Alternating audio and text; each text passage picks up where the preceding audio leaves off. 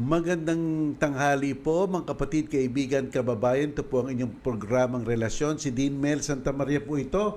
Sumasa inyo na naman po ngayong araw ng Martes. Martes pala ngayon, Gladys, Martes. Martes pala ngayon din. It's only Tuesday today at ang ating date ay July 14. Magandang tanghali sa iyo there, Dean, at magandang tanghali sa lahat ng mga nakikigna sa atin sa Radyo 5 92.3 News FM. Binabati Ayan. ko rin ang mga nanonood na sa atin sa 1PH, sa Signal, Channel 1, and of course, yung mga followers ng ating live streaming via our FB live streaming. Magandang araw sa inyo, lalo na yung ating mga kapatid na mga overseas Filipino workers. Yan. Okay. Live na rin ba tayo sa FB? Approve, Yan, check approve. natin. Approve. We're live. Okay, we're live. Okay, Yan. Gladys. Umpisa na natin sa mga tala sa buong mundo kung ilan na ang naapektuhan sa COVID-19. Ito na ha. Ang sa buong mundo, 13,238 and 448,800. No, ulit ha. 13 million pala, Gladys. 13,238,448 at ang mga namamatay po ay 575,547 at ang mga nagre-recover ay 7,698 no, 7,698,449. Ayan po ang tala sa buong mundo. At sa Pilipinas, Gladys, sila ang nadagdag sa atin? Well, sa Pilipinas, ang pinakahuling ulat po, no, ang cases, ito na after several checking and verification, may mga nakita daw ang DOH na mga duplicate reporting. So, they continuously clean up the data. Tapos ito ngayon, 57, this was as of July 13, kahapon din, 57,006. Okay. Ang number of recoveries, maraming nadagdag sa recoveries. 4,325 reported recoveries, kaya nasa 20,371 na ang total ng recoveries. Doon naman sa deaths, 1,599 kasi may naiulat o nai-report na 65 deaths yesterday. So yan ang pinakahuling tala sa atin. And of course, today is July 14 din.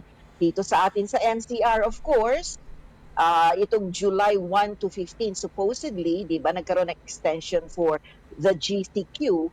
So we will know by tomorrow kung anong mangyayari starting July 16 onwards. Parang every 15 days nagkakaroon ng assessment, di ba? Correct, tama. Ano sa palagay mo? Kasi maraming nagsasabi na baka hindi naman daw mag-change, no? Maging GCQ pa rin even with the reported increase in cases. Palagay ko, So, maintain pa rin marami. yan, GCQ yan. Maintain pa rin yan kasi hindi naman talaga bumababa tumataas. Kaya bakit mo tatanggalin ng mga safeguards kung wala namang improvement? Yan lang naman ang sa akin. Ang sabi ng iba, syempre kailangan gumulong ang ekonomiya para mas madami ulit magtrabaho. Kaya yun ang talagang babalansehin, Gladys. Ano ang mas mahigit sa iyo? Ang kalusugan ng tao o ang mga nagtatrabaho? Baka mamaya sa focus mo yung nagtatrabaho, baka lahat karamihan magkaroon ng COVID-19. Walang masyado rin magtatrabaho. Kaya iyan ang titimbangin ngayon ng gobyerno. Yes. Yun ang babalansin. At syempre, babalansin at syempre pakikinggan yung mga rekomendasyon, hindi lang ng iba't ibang ahensya ng gobyerno, pero pati na rin siguro sa ating mga ordinaryong citizens at mga kumpanya, private companies also. Kanina nga umaga din, I have a sister in California, no?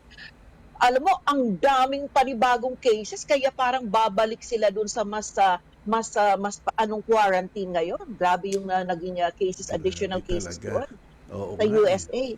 Sabi nga nila dati, no, di ba pag may ang mga passport holders ng US, parang they are freer, mas easy for them to go around, traveling around the world. Pero it seems now, it's not just a matter of holding a passport na you can, pwede ka sa mga ports of entry i-welcome nung panahon, it's not just a matter of being a passport holder, baka yung pang maging deterrent para hindi ka maka-travel because nga of the so many cases sa US. So, syempre ngayon, iba't ibang mga bansa, iniisip nila, dako, holder of an American passport galing sa US, baka mamaya magkaroon sila ng restriction. So parang may mga ganun ng discussion. I was discussing this with my sister kanina. Sabi ko, ganun ba? Oo nga. So anyway, so yan, sa atin dito, I think at this point, kailangan talagang we all have to be very, very vigilant. Diba? Very vigilant tayo. Yan, sa Ano pag-iingat. pala, ingat lang talaga. Ingat tayo parati. Kasi yan ang maririnig sa atin araw-araw, ingat, ingat, ingat sapagkat maluba pa po sa labas. Ingat lang po tayo. Yes. Para bang it must be automatic already. Yan ang default mode parati everyday. Mag-iingat. Yes. Ayan. Okay. So, sa iba namang balita, Dean. Oh, ibang balita. Ano ba balita natin ngayon? Dyan, kaninang umaga at 8 o'clock, meron kasing speech si Presidente kasi he met up with our soldiers in Hulos-Sulu. So we were expecting na kaninang 8 o'clock baka mabanggit na rin kung ano magiging estado ng quarantine natin pero it was not mentioned. So I think baka bukas pa nga natin malaman kung ano nga mangyayari, no? Kasi yun ang expectation natin. Kasi usually by Monday nagkakaroon siya ng speech or he addresses the nation. Pero hindi nabanggit nga yung tungkol sa quarantine. Medyo galit siya kanina sa nangyari doon, no, sa Hulos-Sulu. Oo, yung mga biktima yung nagkaroon ng encounter, di ba? So, galit, parang makikita mong galit, pikon na pikon siya sa nangyari doon. Okay? So, yun. And maliban din, of course, weather naman tayo. Weather, nandyan pa rin si Karina. So, siguro by tomorrow pa talaga siya aalis ng tuluyan sa bansa. But here in Metro Manila, medyo umupa na yung pag-ulan. I don't know about your place. Pero, di medyo ba? sikat na araw ngayon dito. Sikat na araw. Pwede na ulit magsipaglaba. Totoo Oo, yan. kasi hindi na masyadong malakas ang ulan. Okay. So, yan. What else can you share, Dean, bago tayo mag-evacuate? Invite ko muna. Wala ako Invite ko masyadong muna ma-share yung mga- ngayon. Pare-pareho lang ang balita, Gladys eh. Yes, oo. Ano nga ba? Malapit na ang pasukan. Maganda na po tayo. Alam mo, kinakabahan lahat ng mga tao sa darating na pasukan. Hindi nila alam kung paano mag-first contact ang mga teacher at saka mga estudyante. Talagang that is still the unknown, Gladys. That is the unknown factor. It is important na magkakontakan yan eh. Yan dalawang yan for the first day. At hindi rin alam. Ako hindi ko nakikita, walang balita kung ano ang preparation ng mga teachers. So this is the fear of the unknown. Education talaga. Titignan natin kung ano mangyayari sa pasukan. Ayan. Yes. Oo. And we're talking about pasukan next month na yan. Diba? Oo, next month na. That's already next month. So, ilang weeks na lang ang gagawing preparation. Diba? But anyway, siguro naman din, okay, kung sakasakali man na, okay, mangangapalat, no?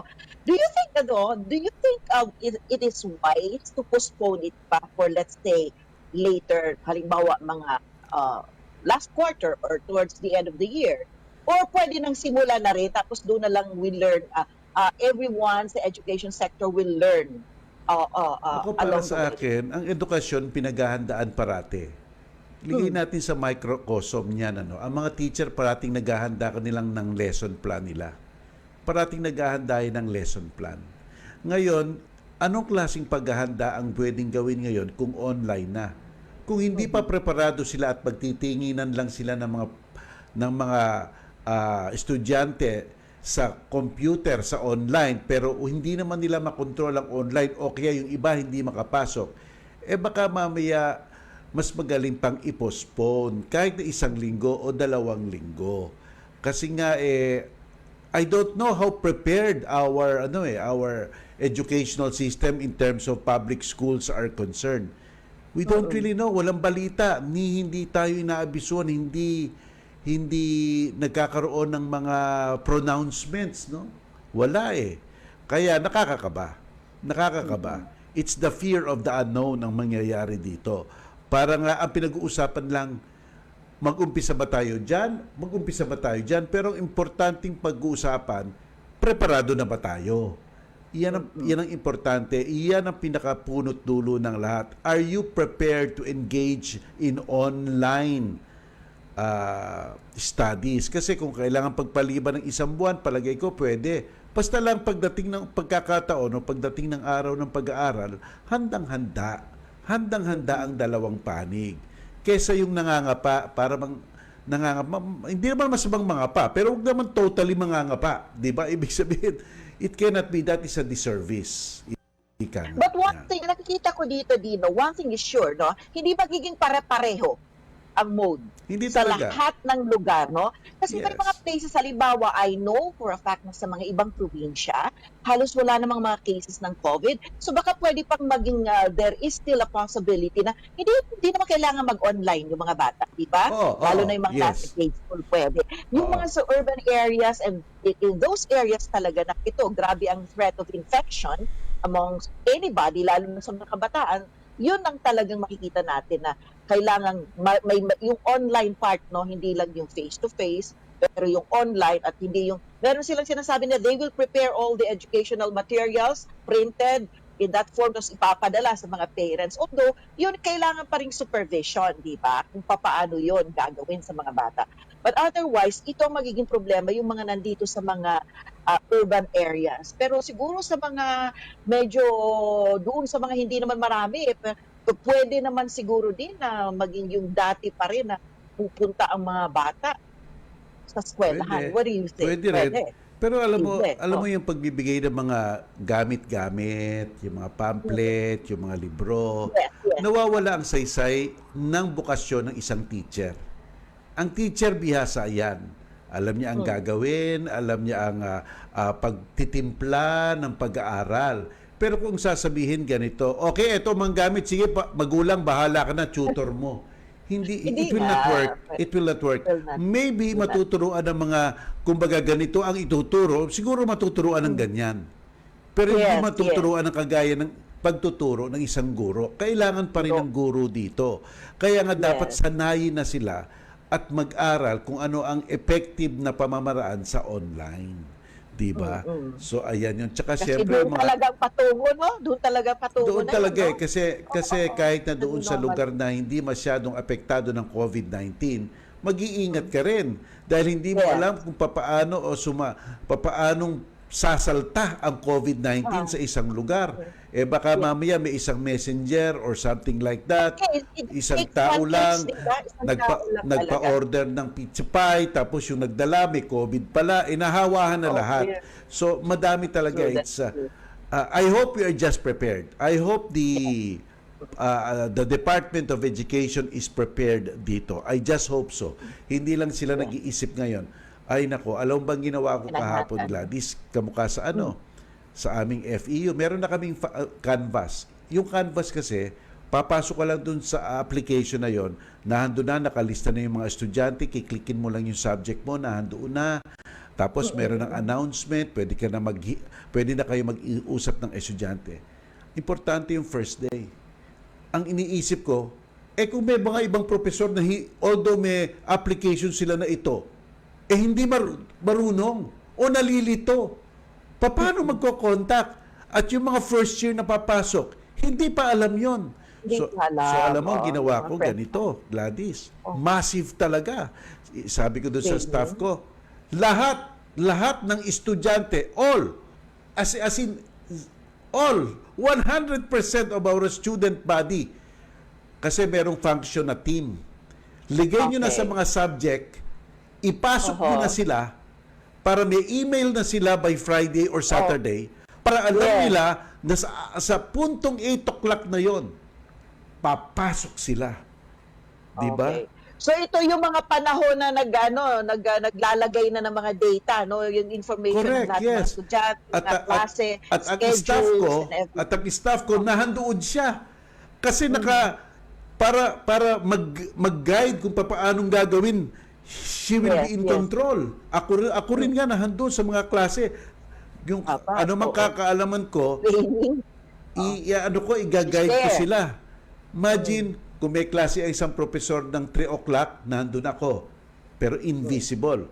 Ng 4 o'clock, Okay. nandun rin ako, pero invisible. Minomonitor namin lahat sila sapagkat tinitingnan namin kung nakakapag-function sila doon sa mga applications. Kasi kung hindi, ko-controlin from the outside. So, Aha. it's so hard. Kaya dapat it's yung first contact is very very important.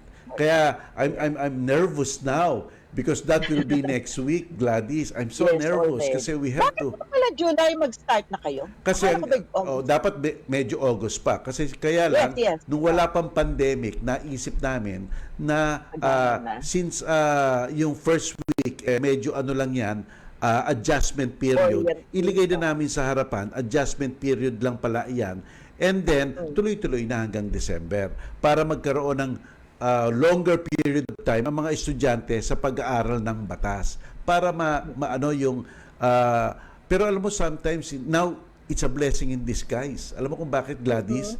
Kasi itong 1 week ahead of time namin, palagay ko medyo may mga magkakalat dyan sa kontakan. Alam mo yon, this is the period of time na ba't hindi ako pumapasok? Ba't wala ako sa Private internet? talaga. Ba't hindi ako Ito yun this is the time I am Tama. anticipating some problems at mabuti gawin mo na sa umpisang-umpisa this period of 1 week tapos para next week medyo nakahinga ka Medyo na. okay na. Okay Oo, na. tama. Ang hirap nito. This will be this will be Oo.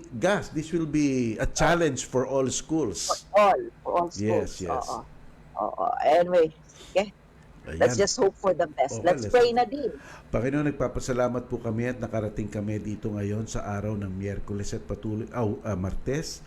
Patuloy niyo sana kaming gabayan para po makapagbigay kami ng direksyon sa mga kapatid namin maghahanap ng mga solusyon sa kanilang mga problema. Lahat ng pong ito ay aming iniaalay para sa inyong ikabubunyi. Amen. Amen. Okay, simulan na natin with our word of the day. Layon ng programang relasyon na makapagbigay ng payo na naaayon sa batas. Para higit na maliwanagan sa terminong legal, narito ang ating Word of the Day. Ang word of the day po natin ngayon ay boilerplate. Yan po ang word of the day natin ngayon. Ano po ba ang boilerplate? Ito po ang mga stipulasyon sa isang kontrata na pangkaraniwan. Normal. Yung parang hindi po nawawala. Parating na doon. Halimbawa sa kontrata po ng pagrerenta, doon po isang boilerplate ganito. Kung merong mapipinsala diyan sa loob ng tinitirhan mo, hindi mo ipapasa ang pananagutan sa may-ari sapagkat ito ang acknowledgement na ikaw ang nangangasiwa sa loob ng bahay na yan habang umiiral ang renta. Ang tawag dyan, free and harmless clause. That you free the lessor from all liabilities in relation to any injury that may happen to anybody inside the premises. So isang boilerplate yan. Ibig sabihin, dapat hindi iyan mawala sa kontrata, parating na doon. Kaya mga tinatanong mo sa kontrata, ano ba ang usual boilerplates dyan? Di ba? O halimbawa naman, ngayon nagiging pangkaraniwan ng boilerplate to, Gladys, sa pag-uutang ng installment. Ang hindi halimbawa, 10 installment, ang hindi pagbayad sa isang installment ay magti-trigger ng pangungulekta ng lahat. Acceleration clause ang tawag doon. Let's say, 10 hulog, nakalimutan mo yung pang-anim, lahat na. Dapat makuha na lahat. Kailangan mo ng bayaran. That is what you call acceleration clause, another boilerplate, 'di ba? Kaya iyon yung mga dapat tanong mo. Ngayon, kaya nga pupunta ka sa isang bangko o utang, tanong mo, ano bang usual boilerplate ng kontratang ito? Tuturo nila sa inyo, ito po, usual to. Hindi po nawawala to kaya baka ito mga non-negotiable to kasi ang gusto ng bangko. Sa kontra ko ba construction boilerplate, dapat may contractor's bond. Ibig sabihin, Okay. ito yung piyansa nung nagagawa ng mga karpintero sapagkat kung hindi sila gumawa, ang mapipinsala yung may-ari. Kaya doon kukuha ng kapinsalaan, bayad pinsala ang may-ari doon sa tinatawag na piyansa or contractor's bond. Boilerplate Yes, yon. boilerplate. Siguradong nandun yan sa mga construction contracts. So, Okay. ayan Gladys, iyan ang ibig sabihin ng Pwede ba yung boilerplate. boilerplate? Hindi to ha, Pwede hindi rin to ba- yung na kumukulo ng Yes. tubig ha, na parang nagluluto ka ng iklog. Hindi. Oo. Anyway, dito boilerplate, pwede mo bang masabi, oy, mali na, pwede standard provisions? Hindi, Yes, hindi pwede. standard Parang provision. Ika nga super standard provision. Super standard provision. So nahando na automatic. Oo. Okay. So, yan po ang ating word. of Kasi the day. minsan, Gladys, Ayun. yung mga standard provision na negotiate mo pa eh. Kamukha yung utang ito na may... hindi na talaga. Normally, hindi eh. Ito yung utang na may interest. Na-negotiate mo yung Okay. interest. Yes. Diba? Standard yon. Pero itong mga free and harmless, contractor's bond, yan. Dapat nahandoon yan. Dapat na andun. Oo. Ayan. Okay. Ngayon naman po, mag-post na kayo sa mga hindi pa nagpo-post ng kanilang mga questions sa aming official Facebook page na Radyo 5 92.3 News FM. Pwede rin po sa Relasyon official fan page. At kung kayo po ay nanonood na aming live broadcast via FB, sa comment section po, no? Pwede rin kayo mag-post ng mga tanong ninyo. Simula na po ng ating Q&A. Ang programang ito ay bukas sa pagbibigay daan sa paglalahad ng inyong mga problemang pangrelasyon. Mangyari lamang tumawag, sumulat o kaya naman kapatid, mag-FB message na. Okay, Q&A na tayo, Gladys. Okay, Q&A na tayo. First question, uy, mahaba ito. Ano daw ang pwedeng gawin sa kanyang problema? May lupa po kami tapos hiniram po ng mahigit 40 years ng kapitbahay namin. Pero sa tax declaration po ay nakalagay na lupa talaga namin yon. Tapos, yung tax declaration ng kapitbahay namin ay nakalagay na building only, yung sa kapitbahay.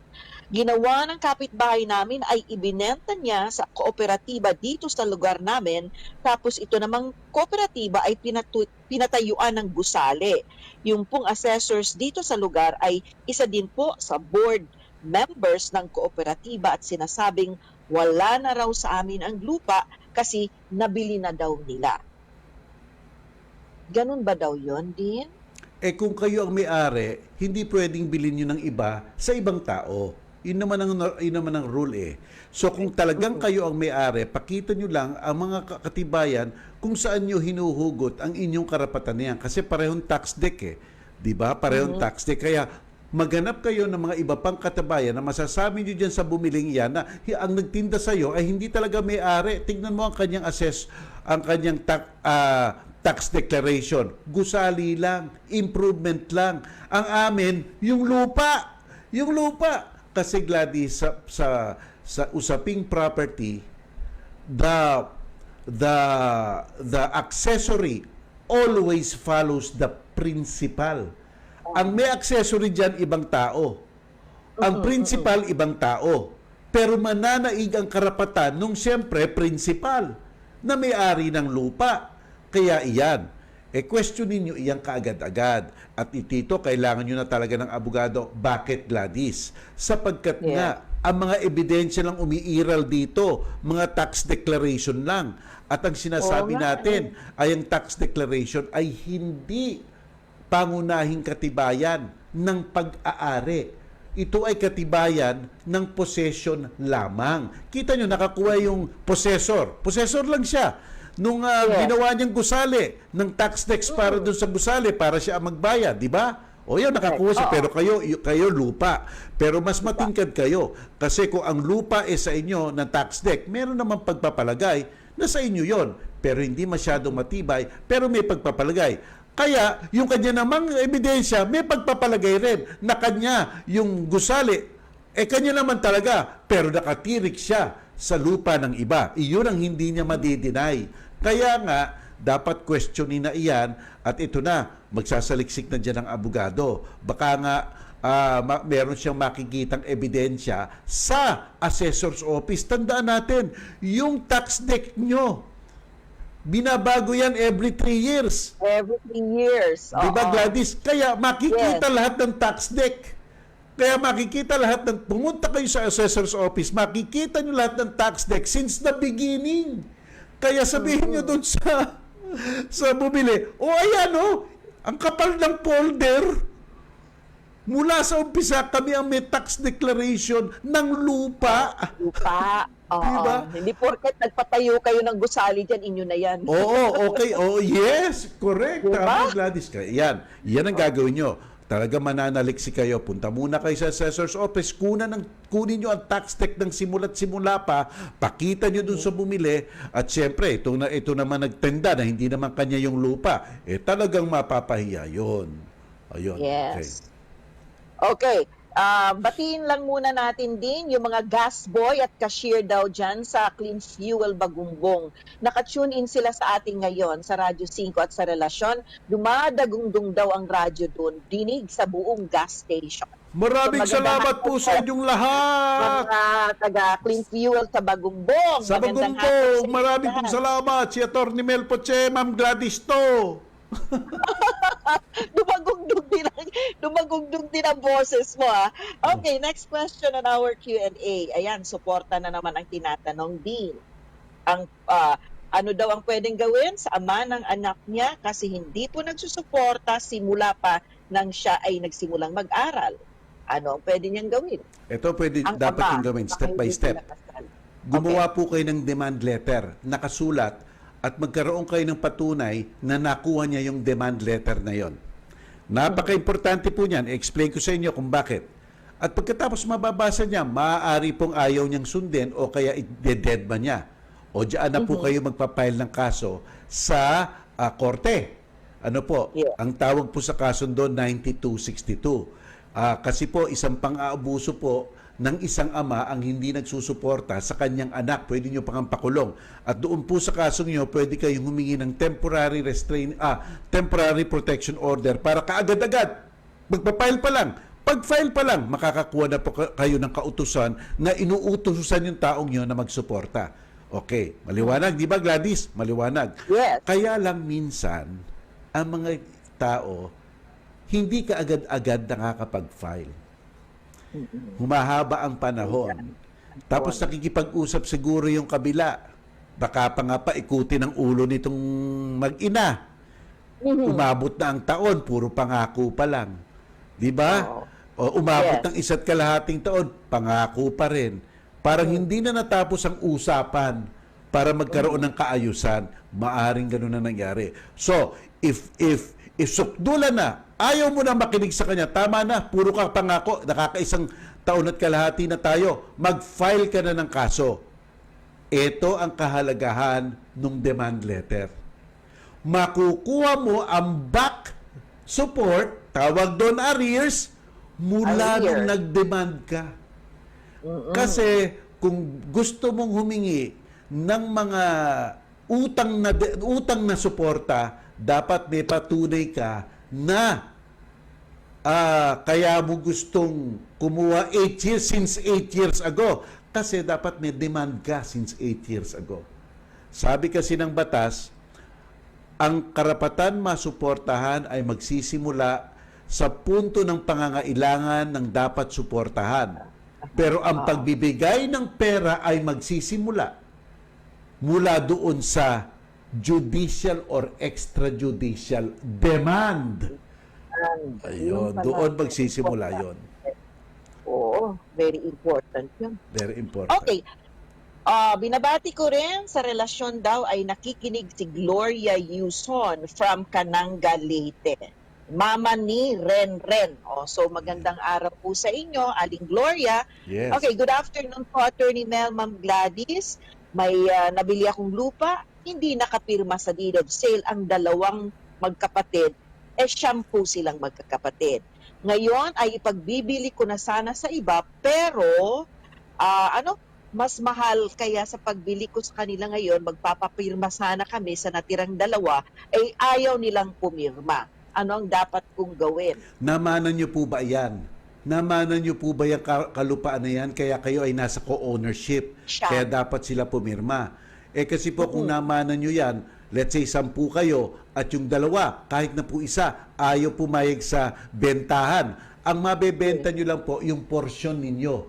At kawawa naman yung bebenta kasi maghihintay siya hanggat malaman kung ano yung portion ninyo na binenta nyo. Yes. Kasi hindi nyo po pwedeng ibenta lahat.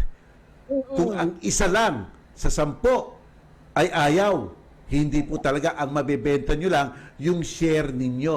Ngayon, para po mabenta lahat yan, pupunta po kayo sa korte. At ang gagawin nyo po, petition for partition na po iyon. Parang intestate proceedings na po iyon. Para ang korte po ay talagang hati-hatiin na yan. Kasi po talagang pag-aari niya Hindi nyo naman po siya mapipilit na, pagbili mo na. Ayoko Ba't nyo ako pinipilit? O, di ba? So, kaya dapat pumunta na sa korte. Ayan po. Okay. Yan. Pagpapatuloy natin din ang ating Q&A, pero oras na para ihatid natin sa ating mga tagapakinig ang ating Radyo 5 News. Ang oras natin, 1:31 ng hapon.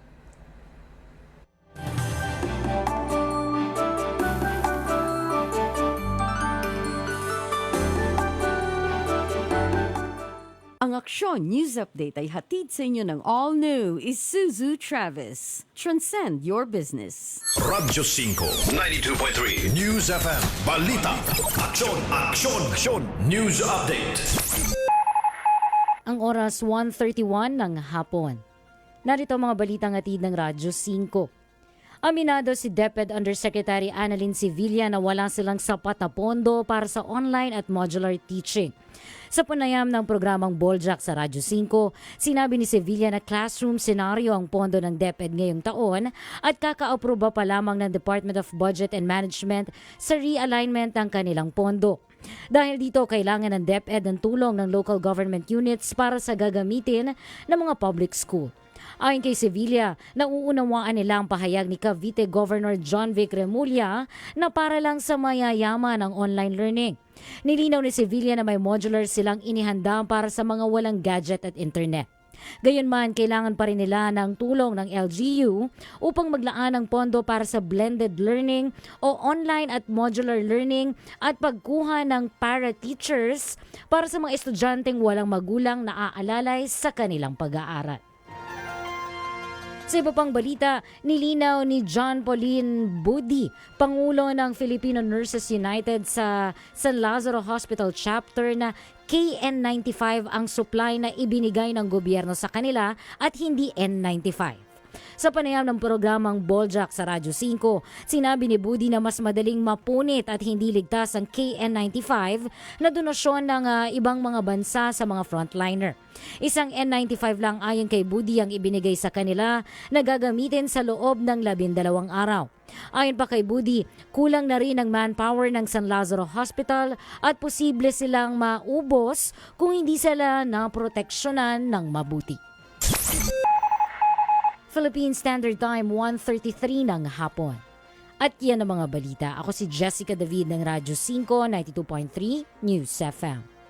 Aksyon, Aksyon, Aksyon, News Update. Ang Aksyon News Update ay inihatid sa inyo ng all-new Isuzu Travis. Transcend your business. Sa patuloy na pagkalat ng COVID-19, narito ang ilang impormasyon tungkol sa social distancing. Sa community quarantine, nililimitahan ang paggalaw ng mga tao. Ganito rin ang sitwasyon sa sektor ng transportasyon, subalit patuloy ang biyahe ng cargo at delivery. Ipinagbabawal naman ang pagtitipon-tipon sa isang lugar. Suspendido rin ang klase at ibang aktibidad sa loob ng isang buwan. Ipinapatupad din ang flexible working hours sa mga ahensya ng gobyerno at hinihimok din ang mga pribadong kumpanya na gawin din ito. Sa panahong ito, hinihikayat ang lahat na panatilihin ang layong 1 metro o 1 dipa mula sa mga tao sa inyong paligid. Labanan ang virus, pigilan ang pagkalat, puksain ang COVID-19. Isang paalala mula sa PCOO, DOH, KBP at ng himpilang ito.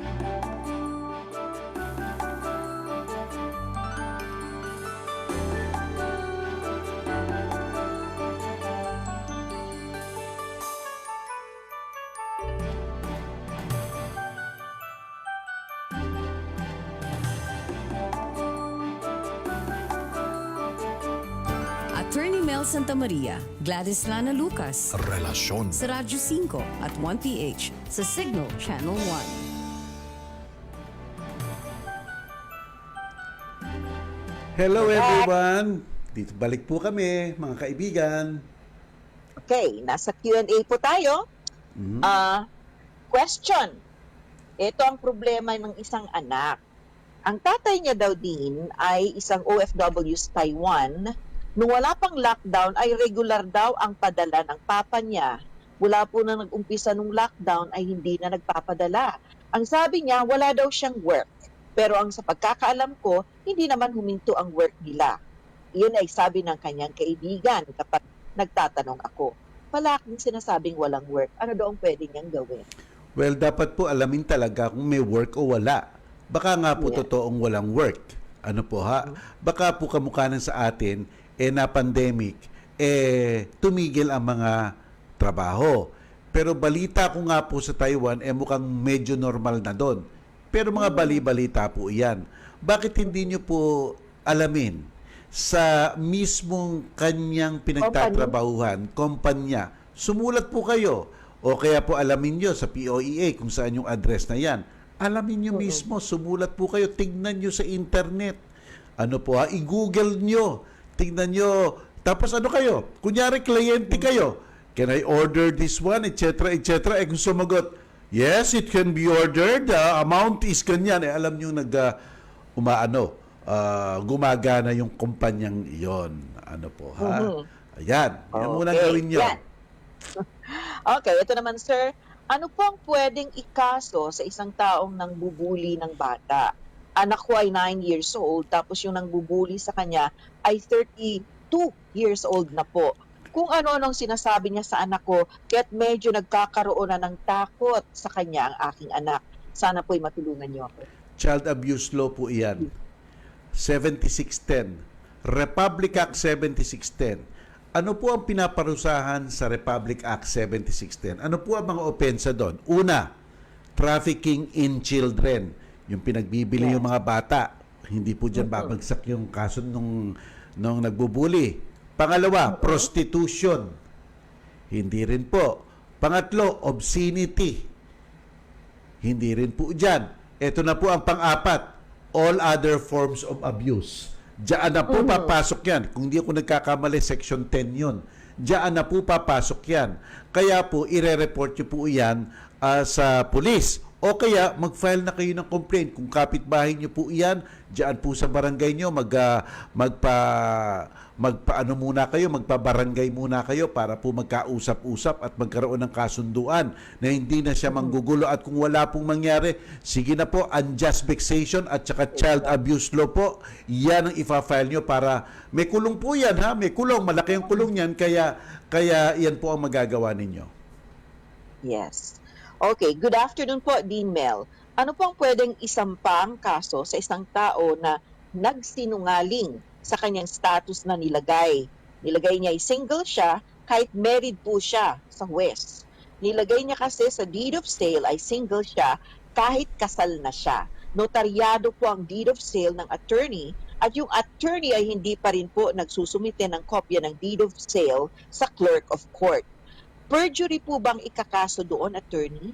At kung sakali, ano po ang parusa sa perjury? Hintay lang ha, hintay lang. Huwag kayo masyado mainit. Kausap... Wait lang. Huwag masyado mainit. Kausapin nyo na lang po yung kabilang parte. Sabihin nyo, baguhin nyo yung kontrata. Total naman, hindi pa naman nasasubmit Baka naman po pabago niya. Di ba po? At saka babaguhin niya. Sabi mo, may asawa ka para wag tayong problema dito. Kasi kung conjugal yon dapat pumirma dito asawa mo. So, ayan. So, agapan mo. Puntahan mo yung nagtinda sa iyo. At puntahan mo. Kung nasa notary public, puntahan mo. Wag muna. So, kausapin mo muna.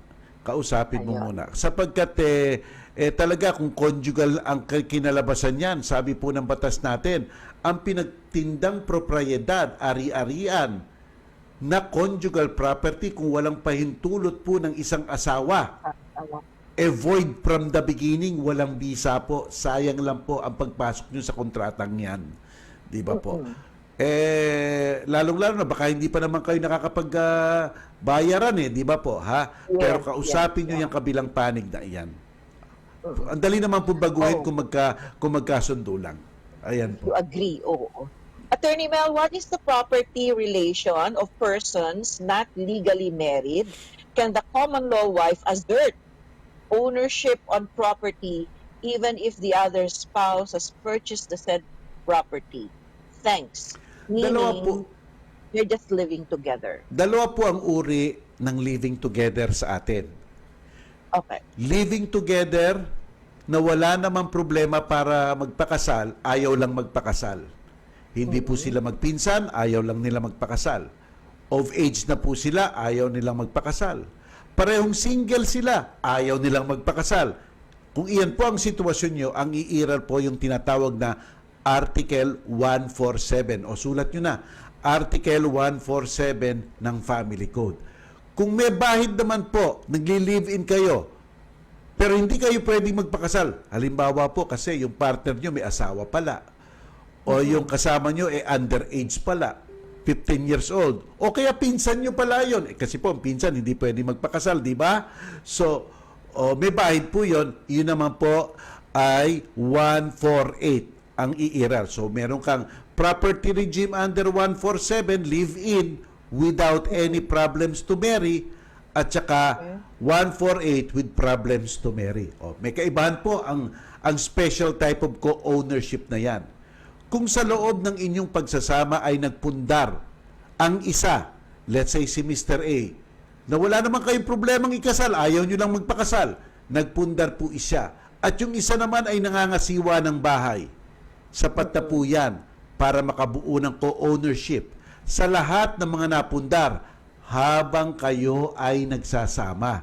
Tama. So, hindi po kasama dyan yung napundar bago kayo nagsasama. Hindi po rin din kasama yung mga na-inherit kasi hindi joint effort po. Ang essence po ng co-ownership ay joint effort.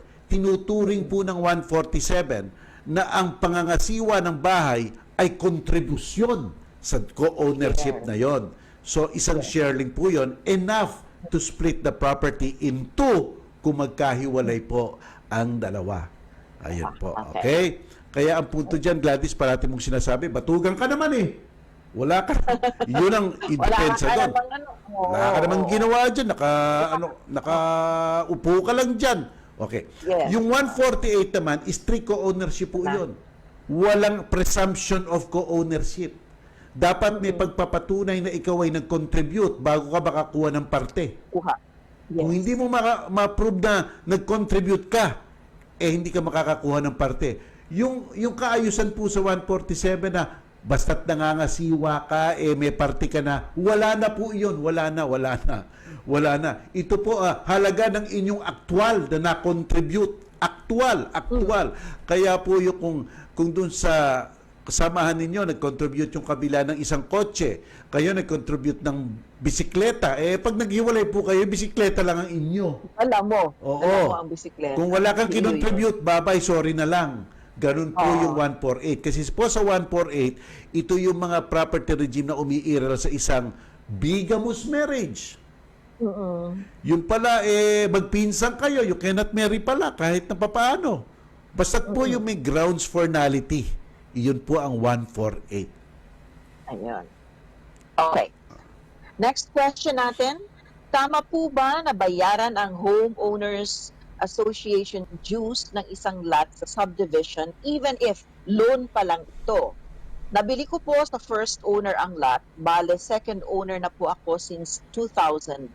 Nagka-deed of sale ang first owner sa developer pero ang utang niyang dues ay since 1994. Since hindi po ito nabayaran ng first owner, ako daw dapat ang mag-shoulder lahat nito. Ang tanong nga po ay, pati ba ang hindi kasaling year sa deed of sale ay tamang bayaran ko rin? Yan Kasi na. po, ang tinitignan lang po ng kabilang panig ang homeowner ay yung may-ari. You are a successor in interest. Ibig sabihin po, nakikinabang rin kayo sa mga kahit na noong araw, na-preserba yung properties na iyan. Halimbawa po, bahain yung property na yan. Kaya po gumawa sila ng outlet ng baha. Kaya po nyo nabilihan na gustuhan nyo kasi hindi na bumabaha. Di ba? Parang may ganun po di ba? So nakikinabang rin kayo sa mga nagawa nung nakaraan. Ano po ha? So kaya normally po, ang homeowners, normally po, ang tinitignan lang niya kung sino ang nakatira doon. Di ba po? Kaya dapat kausapin nyo tong nagtinda sa inyo. Dapat sinabi nyo, ikaw magbabayad nito ha, ikaw ang kargado nito. Pero kung kayo po ang siningil ng homeowners, may balik kayo, ang tawag po doon, third party claim. Di ba po? Siyempre, kung siningil kayo, sisingilin yung isa. Kung dinemanda kayo, didemanda nyo yung isa, ikakabit nyo siya. Di ba po sa kaso? Sapagkat po, ultimately kasi, dapat yung ang nagtinda, ang merong liability. Kaya lang para sa Homeowners Association, kung sino po kasi nahan doon na may-ari, normally successors in interest siya normally ganun po So, ayan po. Like po, for example, yung let's say, hindi nakapagbabayad ng taxes. Ang tingin po ng gobyerno kung sino ang may-ari. Kahit na nagpalit-palit yan po. Ang magbabayad pa rin po yung mga present owner, di ba po? Kaya dapat hahabulin nyo, magte-third party complaint kayo doon sa tunay na may liability. Oo. Or, huwag kayong bibili ng isang bagay na hindi nyo na-check at hindi kayo nag-due diligence, di ba din? Baka may mga utang pang hindi nabayaran, may mga arrears pa yan. Dapat malinis na walang mga liabilities. Akala mo, Gladys, ang inassume mo lang yung utang, yung mortgage. Yung pala, ang dai palang delinquency na hindi nagbabayad ng Homeowners Association dues, garbage dues, security dues, pati yung utility dues. Naku! Di ba? Yun. Maraming ganong cases. Okay, ito naman din. Good afternoon po. Tanong ko lang po, kung isang regular na empleyado may loan at namatay, dapat pa bang bayaran daw yung loan na yun? Opo. Isang empleyado daw namatay na. Ganito po yan ha. Basta't umutang kayo sa isang tao at namatay kayo, yung mga anak nyo po, hindi po mamamana yung utang ninyo. Kaya lang po, yung nagpautang sa inyo, pwede ngayon humanap ng inyong ari-arian. So, halimbawa po, may naiwang kotse. Yun po. Pwede pong ang gawin ng nagpautang, sila po ang magpa-file ng intestate proceeding, ika nga. Alam niyo po, intestate proceeding kung ano yon? Iyon po ang proceeding ng manahan. Ngayon, matatanong nyo, bakit siya nag-file yung creditor ng kaso ng manahan? Sapagkat po sinasabi po sa batas natin na bago makuha ng mga tagapagmana ang mana nila, dapat po mabayaran muna mula sa estado ng patay ang mga creditor nung namatay. Kaya po doon sa coaching nyo na dapat mamanan nyo, yun muna po ay baka ipagbili para po maibayad doon sa creditor muna at kung anong matira doon, yun ang mamamana. Ganun po nangyayari dyan. Okay. Good afternoon, Attorney Mel. Isa po akong government employee. Meron po akong GSIS. As of now, ay naguhulog din po ako sa SSS as a voluntary member. Pag retire ko po ba ng 60, ay sabay ako magkakaroon ng pension sa SSS, sa GSIS? Ang hirap sagutin yan, di ba? Ang hirap sagutin yan kasi ano yan personal insurance yan Parang sa kabuuan ang nagsisiguro sa iyo kasi isang malaking gobyerno. Kasi SSS para sa mga pribado, gobyerno para sa mga government para sa mga gobyerno. Iyon po Para po mas maganda, huwag niyo na pong pa-complicate, alam niyo po iyon. Lahat, palipat niyo na po yung mga na-contribute niyo doon sa isa lang, sa GSIS or sa SSS para hindi na po complicated. Yes. Ito naman din ang tanong niya. Sino po ang makaka-claim ng SSS ng brother kong namatay last June? Wala po siyang wife. At ang nakalagay dun daw sa SSS, ang tanging beneficiary niya ay ang kanyang anak na 9 years old. So who's going to make all these necessary arrangements with SSS? Kasi minor yung anak. Hindi naman married si brother. Ganito po yan. Meron po mga taong binigyan ng batas na substitute parental authority. Basta namatay po ang mga magulang, ang susunod na may substitute parental authority ay sila lolo at lola. So yung mga lolo po niya sa nanay at sa tatay, dapat makita niya. Sila po dapat ang mag-ayos. Ayun po, yun po muna. Kung namatay si lolo at lola, kapatid na lang Kung si ang lolo nandyan, at pwede lola, kaya? kung may kapatid na Wala. mas malaki, of age, Older. na Okay. of age, iyon ang susunod kapatid nung naiwang anak. Yung magkapatid, yung kuya niya o taati niya na of age, Oh. yun po ang susunod. Okay po? Okay. Meron po bang actual custodian? Yung para pong guardian simula't simula pa. Oo. Kasi kung meron po nun, siya po iyon. At kung walang-wala na talaga, dapat po may magmamalasakit na pumunta na sa korte at magpa-constitute as guardian para po mga siwa ng pag-aari nitong batang ito. Ayan po. Kasi kung tutusin sa anak yun mapupunta, di Oh, ba? yes, Din? yes. Anak yun, dun sa Oo. 9-year-old. Oo. Oo. So, tama, guardian nga. Kasi minor, Oo. hindi naman maasikaso pa yun. Kaya, Okay, good afternoon, attorney. 1993 po kami nung kinasal. Hindi po kami nagsama pagkatapos ng kami ikasal. Hindi rin po kami nag-live-in bago kami kinasal. At hindi po kami nag-fill up ng form para sa marriage license. Hanggang ngayon ay hindi po kami nagsasama at hindi nagkikita. Tanong ko lang po, paano po ipapaputol ang kasal? At may visa po ba ang ganitong uri ng kasal? basta po kayo po ay nagpakasal na hindi naman nag-live-in bago kayo ikasal ng 5 taon, kailangan po kayo kumuha ng marriage license. At kung wala po, pwede pong paputol yan on the ground of no marriage license. Ayan po. Okay. Kaya kung no marriage license, humingi lang po kayo ng certification na walang marriage license sa local civil register na inisyo sa inyong dalawa. At pagkatapos po, iyan po ang inyong magiging pruweba at maaring maputol na po ang kasal. Kasi isa pong ground ng void marriage, walang visa ng simula't simula pa, ay ang isang marriage without a marriage license. Kaya lang kung nagsasama kayo ng 5 taon bago kayo ikasal, exempted po kayo doon. Ayan po. Okay. Hindi sila nagsama. Gaano kaya katagal ang ganon kung ang reason ay no marriage license? Gaano katagal bago maputol ang isang kasal? Napakadali lang yan, Gladys, sapagkat documentation lang yan. Kasi normally doon sa marriage certificate nyo, makikita namang blanco. Kayo, kung Yes. blanco yung marriage license, dapat meron kayong affidavit of cohabitation. Wala rin. Kaya pupunta kayo sa local asawa. civil registrar para humingi ng certificate ng isang affidavit of cohabitation. Ano po? O kaya dun sa west na nagkasal sa inyo. Kung wala po kayo noon, ibig sabihin hindi pa sigurado 'yon, ha. Lumalakas na po ang kaso ninyo. Ngayon po, kung may nakaligay pong marriage license pero wala naman po talaga, nalagay lang mga 1, 2, 3, 4, 5 issued in Carbona on this date. lang. Pero actually wala naman. Ibig sabihin peke, napakadali na po iyan kasi humingi lang po kayo sa local civil registrar. Halimbawa sa Carmona, mag-i-issue po yan ng mga certification na wala naman sa aming ganyang marriage license. Okay po, magandang ebidensya po yun. Ayan po. Ayan.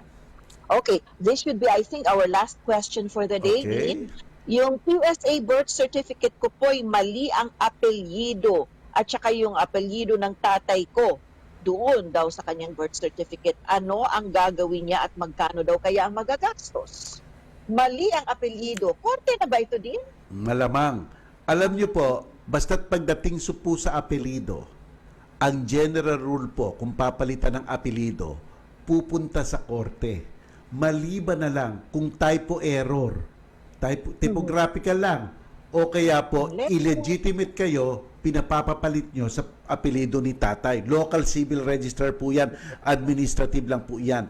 Pero normally po, korte po yan. Sinabi nyo po, mali apelido ni tatay. Sinabi nyo po, iba ang apelido nyo. Baka hindi kayo magkamag-anak. Di ba po? So ibig sabihin, napaka-substantial po ng pagkakamali. Yes. Na kailangan Oo. makasigurado na siguro totoo naman ang sinasabi nyo. Siguro totoo naman. Kaya lang siyempre ang isang local civil registrar, maninigurado yan. Hindi naman kayo kasi kilala. I-korte nyo na yan para doon magpresenta kayo ng ebidensya na siya nga ang tatay mo. Magdi-DNA evidence na po kayo dyan. Ayan po. Ayun. Ayan. Okay. Before we say goodbye, your announcements and invitations muna din bago tayo Okay. tuluyang magpaalam. Doon po sa mga gusto pang mag-aral ng koleyo, kumuha ng business, nursing, hotel and management, accountancy, teacher, economics. Kung gusto niyo po mag-aral ng koleyo, bukas pa po ang Far Eastern University Institute of Law na tumatanggap po ng application. At alam niyo po, because of the pandemic, wala pong entrance exam ang koleyo pagpasok sa Far Eastern University Institute of Law. Yan po ang pagkakaalam ko. Pero tanungin nyo rin po para makasigurado. Pero kasi po bukas pa ang Far Eastern University sa Manila sa pagtanggap nila ng mga batang gustong pumasok sa koleyo. Ngayon naman po doon sa mga gusto pang mag-aral ng Batas, Institute of Law, tuloy pa rin po ang aming application at registration at enrollment. Mag-file na po kayo, tumawag kayo sa amin. Ayan po, yan po muna. Yan. Okay. Maraming salamat po sa pagsama sa aming email ngayong araw ng Martes dito sa programang Relasyon.